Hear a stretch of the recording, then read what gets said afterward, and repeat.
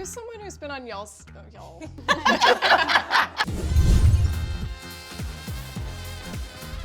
I'm Melinda Newman, executive editor at Billboard Magazine, and we're here to celebrate all things Billboard Women in Music. We're joined by an amazing roster of women, all of whom work in the editorial department at Billboard. To my immediate left is Gail Mitchell, who's head of R&B and hip hop, Katie Bain, who's head of our dance music coverage, Lindsay Havens, who's in charge of our pop music coverage, but way, way more than that, and Kristen Robinson, who is our publishing maven. This event is all about supporting the most influential women in music. Who's someone who's been on your side this year? We have a group called Sister Friends, and it's women who were in the industry before me, another woman that came in right at the same time I did, so we've helped each other along. My answer is essentially the same, just women that I've worked with in the past and good friends. They get it, they can give you the feedback, offer advice. Who's someone who's been on your side this year? I would say all of you guys, when we're in the office, I just feel like we can all learn from each other. I feel like if one of us is having a really bad day, just being able to say, okay, I need 5 minutes and I need to vent. And just being able to do that and ask for advice.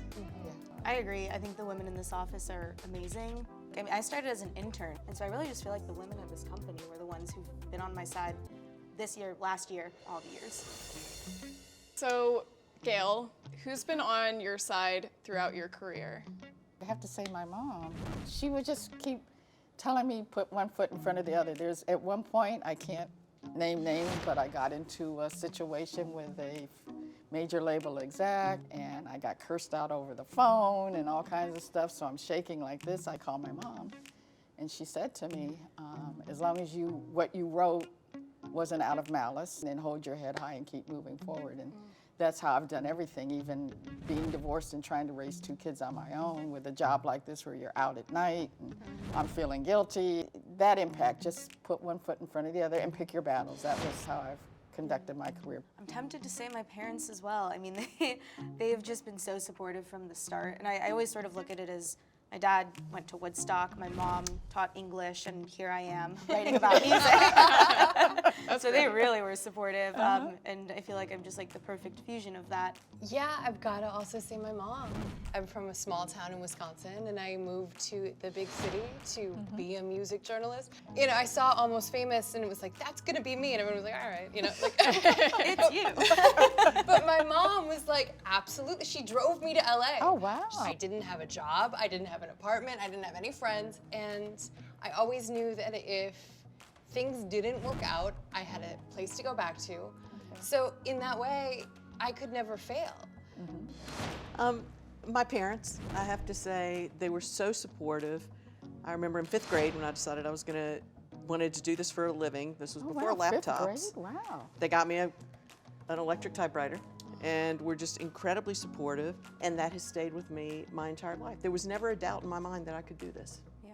I really do think that what we've all touched on is like people that have believed in us from when we honestly didn't even necessarily deserve it yet. Like we were just getting started, and I know that my mom has also been there for me in that same way. She always said, I'm not worried about you. You're gonna be okay. So when we think about male or female artists who have really helped others level up and been there for other artists and given them a platform, who is someone that comes to mind? I'm gonna say Taylor Swift. Yeah. I think she has rewritten the rule book.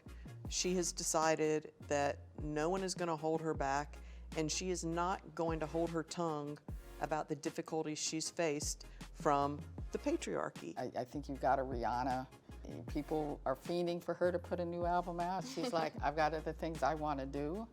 She just did I was just so shocked that there were people maligning her for being pregnant again. And I'm just like, what kind of a world are we living in?